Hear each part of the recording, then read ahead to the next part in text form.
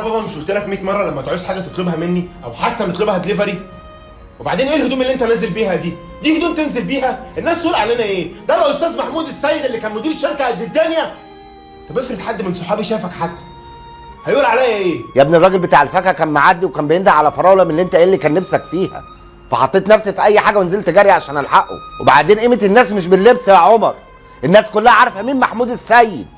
انا ما كبرتش وخرفت يا عمر. وبعدين ايه موضوع الراجل اللي اسمه عبد الحميد ده واجوزك ابني واجوزك بنتي وشنطه هدومها وكأن الموضوع خلص وانا ماليش اي رأي؟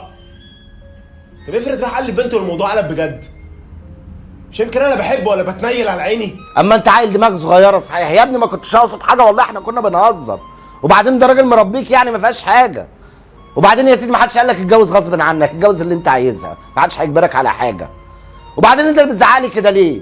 انت نسيت ان انت بتكلم ابوك ولا ايه يا عمر؟